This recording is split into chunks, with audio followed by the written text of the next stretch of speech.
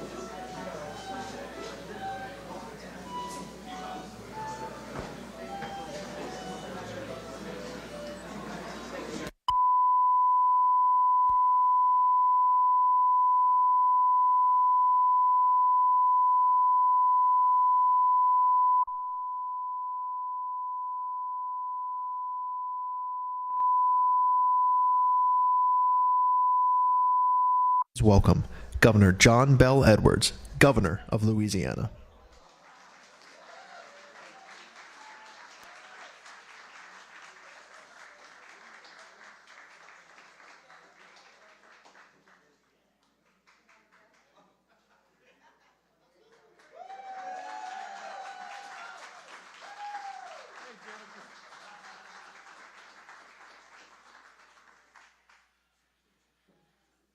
So y'all are all wondering why you came to see me today. Oh,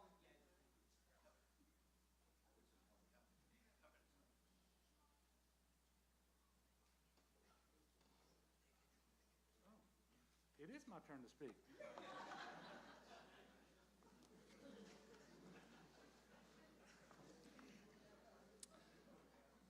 So good afternoon, everyone. It's great to be here in St. Landry Parish, and it is certainly my honor to welcome Vice President Kamala Harris to the great state of Louisiana today and to Sunset, and Deputy Secretary of Commerce Don Graves as well. You've got our wonderful Congressman Troy Carter here. But this is about partnerships, because we have people in government, we have people in the private sector, we have state legislators, local leaders who all made this possible. And you should know we just had some great conversations with various members of the community about the real struggles that people have had because of the lack of internet connection. And most especially, this was pronounced during the pandemic. And of course, we all knew that we had problems before the pandemic. But the digital divide, I think, was placed on all of our radar screens because of just how critical broadband is to everyday life now. And it offers so many opportunities to folks if you have it, but those opportunities are withheld for people who do not. And so that is why I'm extremely excited about the announcement by Vice President Harris. It's going to be transformative for our state's families, communities, and businesses, bringing direct access to educational, health care, and economic opportunities. So it's going to positively affect, for example, the single mother who currently rushes to the library after work to take an online management course, or the middle school student who may have to find a local McDonald's in order to do their homework online, or take advantage of some resource that is only available online. The small business manager who waits 6 hours to process badly needed sale, or maybe they can't process them at all, as we heard a while ago from a local business owner, and they have to wait till the next day because the internet service is down. And if your customer didn't give you the right number, you know, it's tough. Or the grandparent with spotty service who, rather than driving or traveling 40, 50 miles to a healthcare provider. They can do it through telehealth, but they can only do it if they have that internet service. So it's not just those people. Sometimes we forget that farmers very much need access to high-speed internet. So for example, in Acadia Parish, it's rice fields. Maybe it's soybean farmers in St. Landry Parish or crawfish farmers in Evangeline Parish. They rely on broadband to get the latest agriculture technology to increase crop yields and profits. Last week, I was at LSU to talk about an historic announcement about investing in cybersecurity research and training. Well, you don't have cybersecurity. You don't have research and training without the internet in the first instance. And so expanding this across the state of Louisiana is going to be incredibly important.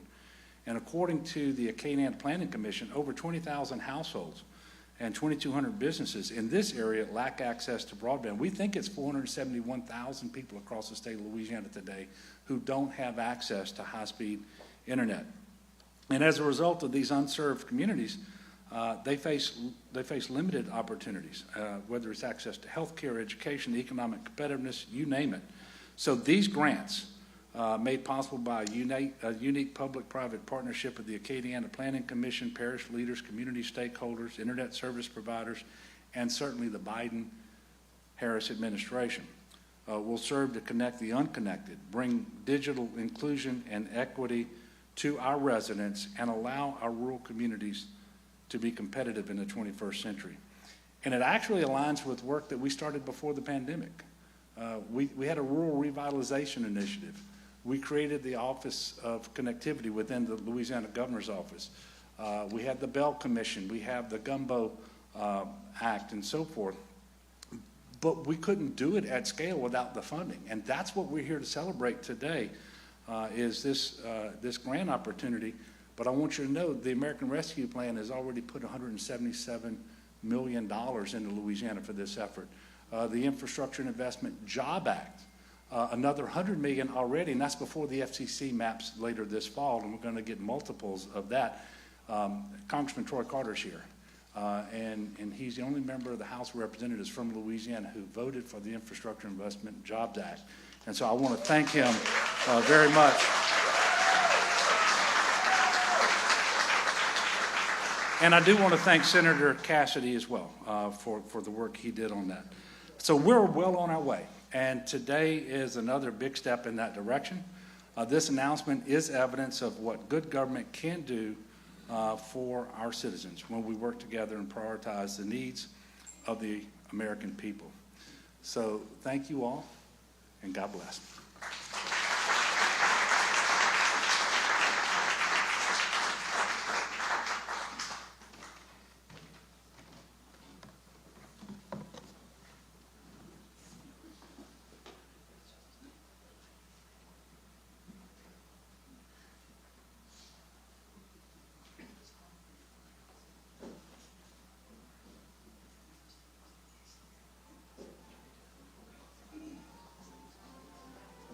Please welcome student Josie Lamel.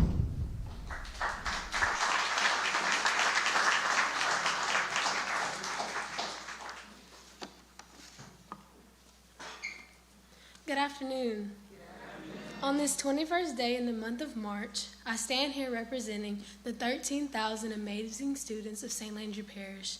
The year of 2020 introduced us to a pandemic, and it was a roller coaster ride. Our parish decided on virtual learning and handed out Chromebooks and hotspots to all kids. The execution of virtual learning in our parish was very difficult due to many students living in rural areas. When they decided to put us on virtual, we were repeatedly kicked out of our virtual platform, Google Meet, when our internet connection failed because many students could not even log in. This caused the process of virtual learning to be 10 times more difficult.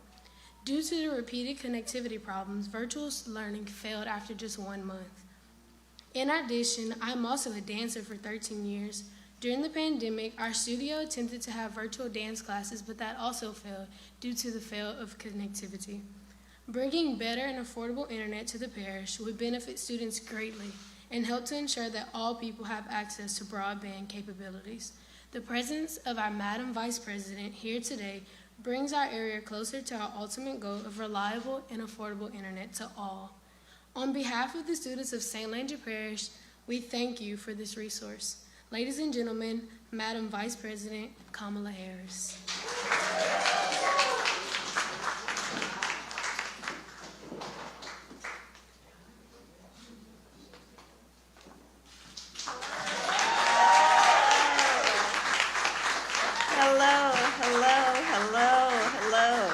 And it is good afternoon. Please have a seat. It's so good to be with. I see so many friends here. It's so good to be back in Louisiana. Thank you all. Thank you. And Josie, thank you for that introduction. She and I were speaking backstage. I have to tell you, I just love it when we see and have our young leaders participate, because they are what it's all about. And I see many of our young leaders in the room today. So this is a good day. And I do know that our future is bright when I see this incredible talent. So let me say this. This is an issue that Josie actually highlighted in terms of the importance of this.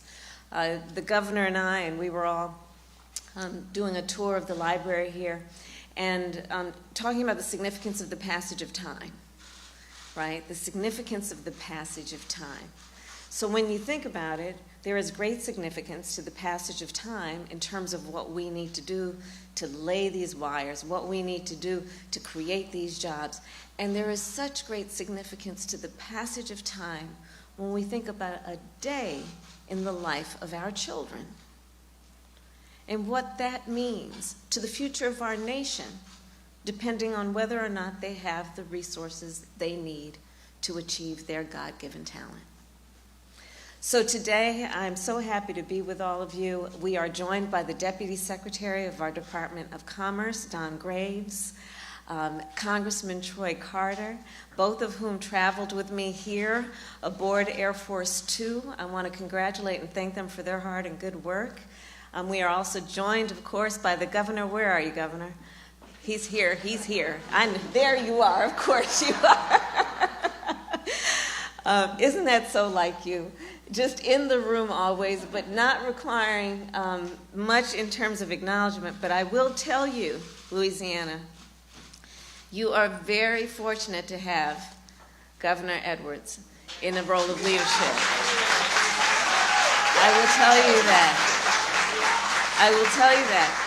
He and I were talking, and the governor, along with the mayors, met me at the tarmac when I arrived, and I was sharing with him not only best wishes from President Joe Biden, but even after the election and before we were sworn in, we would do Zoom calls, and then we started doing them throughout the beginning of our administration and continuing to this day, but with governors from various states around the country.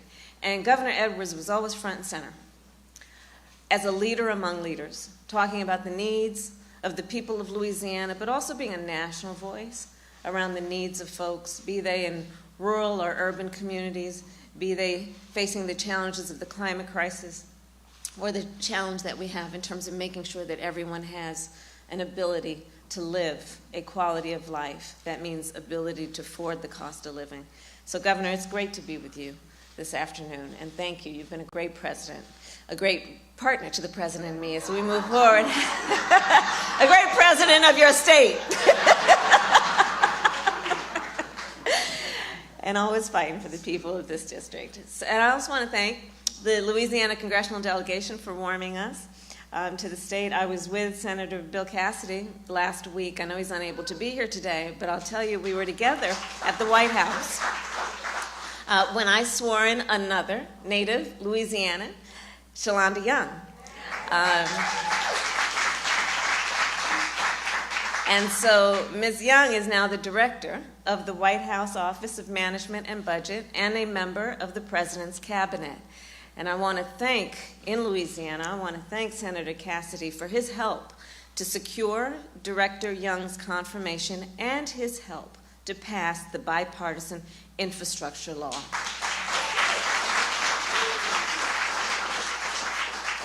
And today I am proud to focus on how much we have all accomplished when we work together. So President Biden and I, well, we've been working day in and day out to build an economy that works for working people. An economy in which every person has what they need to get ahead and to thrive. High-speed broadband internet is critical to that effort. In the 21st century, high-speed internet is a necessity, full stop. It is a necessity. And so much of our world, if we think about it, has moved online. Throughout the pandemic, people depended on high-speed internet like never before. Business owners used the internet to sell their goods. Parents used the internet to buy their groceries. Seniors used the internet to see their doctor. Young people to attend virtual classes, all without ever leaving home. So for many of us, for so many of us, the internet has been and continues to be essential for us to perform our everyday needs. It is an integrated part of our daily lives. And yet, by one estimate, more than 42 million people in our country do not have high-speed internet. Far too many of our fellow Americans simply cannot afford the cost of a high-speed internet plan, and too many others do not even have access to such a plan. Consider most of the households in our nation that have high-speed internet receive it through fiber optic cables. However, there are millions of homes around our nation, most of which are in rural areas, that are not connected by fiber optic cables. That means those households have to rely on satellite internet or dial-up plans, which are often slower, less reliable, and more expensive. Or it means they have to go without access to the internet altogether. And this community, which is why I am here, is all too familiar with these challenges, though this is a community that is filled with extraordinary leaders.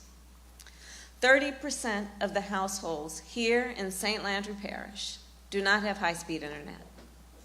Around our country, then, including here, that means students are sitting in fast food restaurant parking lots, doing their homework over public Wi-Fi, because that is the only place they can receive access. It means seniors are seeing doctors and medical professionals during their telemedicine visits in local public libraries. Now just imagine what that means. That you're sitting there talking with your medical health professional surrounded by people. And what that might do to impede your ability to share your concerns in a way that you feel safe. Or, if you know that's the only way you can get access, how that might deter you even trying to connect. And it means that so many people are shut off from economic opportunity. Just think about how having access to high-speed internet enables workers to take on remote work jobs. It allows companies to find talent wherever it might be. It opens up new markets to small businesses and allows entrepreneurs to collaborate and to create. As I said, in the 21st century, high-speed internet is a necessity. And so our administration is taking action. Last month, our administration announced we are distributing $277 million in grants to connect 13 communities from across our nation with high-speed internet. Communities in Maine, in Kentucky, Washington, Georgia, Texas, and here in Louisiana. In this community, we will invest nearly $30 million to connect more than 22,000 households to the fiber optic network.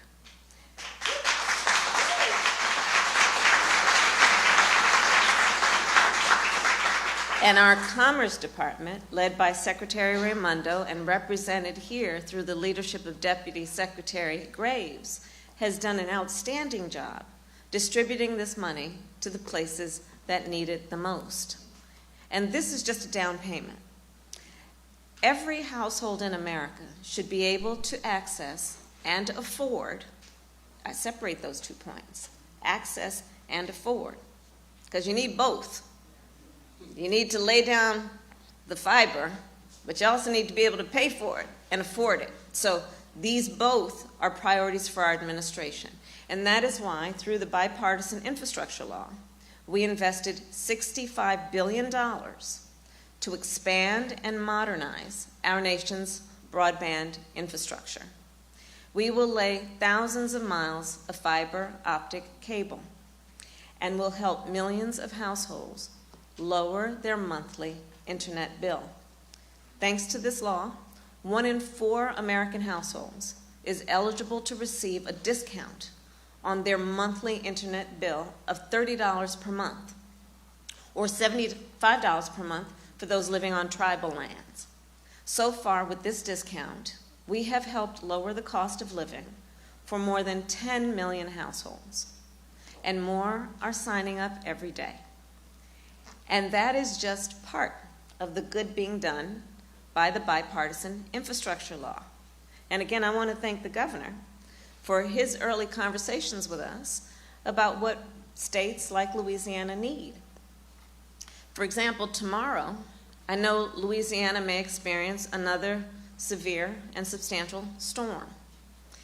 In recent years, so many communities around our nation have been damaged by storms and floods.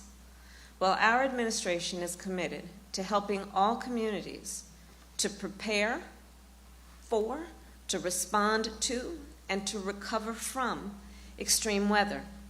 So as part of that commitment today, we are announcing $60 million from the bipartisan infrastructure law will be made available to help communities build flood resilience.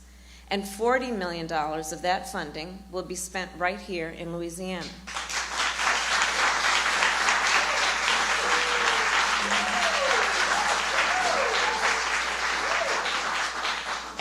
And we're clear, I see your enthusiasm about it because you're living here and you know, right? Resilience, this is about helping homeowners, this is about helping residents, it's about knowing something's going to come, and let's build up in a way that we can mitigate, so we can minimize, so we can lessen the harm that we know happens every time if we don't build up that resilience. But, you know, we want to build up the resilience, but then the states need the support to do that.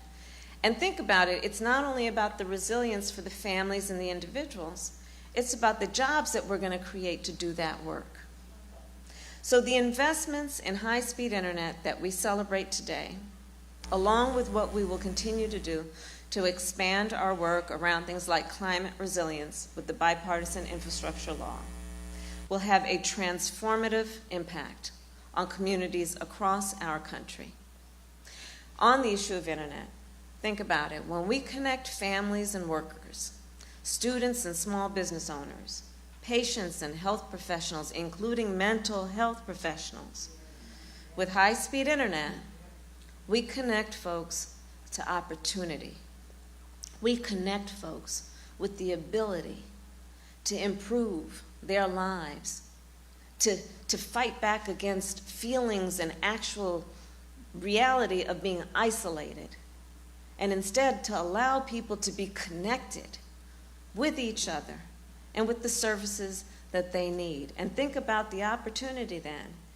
It includes all of that, which is about community and communication and connection, but also the opportunity to work and learn remotely, to see a doctor online, to buy groceries through an app, to deposit a check without having to visit the bank. In short, the opportunity to live healthier, happier, and more prosperous lives. This is what so much of our administration's work comes down to, fighting to make sure every person, no matter where they start, no matter how much money they have in their bank account, that they have the opportunity to succeed, to achieve their God-given potential, in particular when it comes to our children. So we are fighting to make sure that this opportunity extends to all people in our country, regardless of where they live. You know, there's so much of what we have achieved together on many levels, but with this bipartisan infrastructure law, that is based on our collective ability to see what is possible, to see what can be, unburdened by what has been, to reject the notion that the way things have always been has to be the way things will continue to be. That's the work we are doing together. And as I said to the governor and the congressman, we can't do this work at the national level out of Washington, D.C., the president and I, we can't do this work were it not for you here in the community, in local government and state government, creating the foundation so that we can come in and say, Governor, here's a check. Spend it wisely, which is what I know you will do. So it's good to be with everyone this afternoon, and thank you for the warm welcome back. Thank you.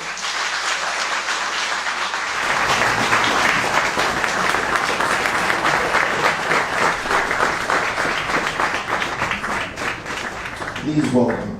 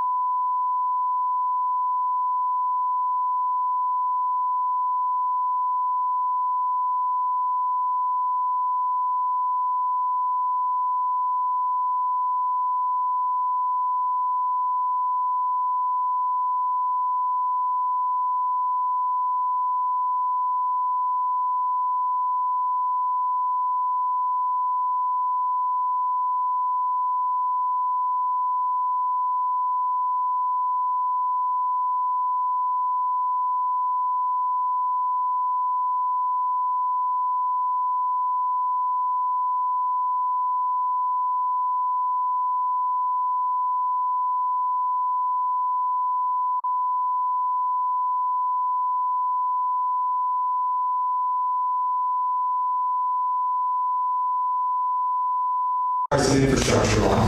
So thank you, Vice President Harris, for everything that you've done. Because of this legislation, we're going to make long-due investments in our nation's crumbling infrastructure. Something, I know you all see it everywhere you go, our roads, our bridges, our highways, and high speed.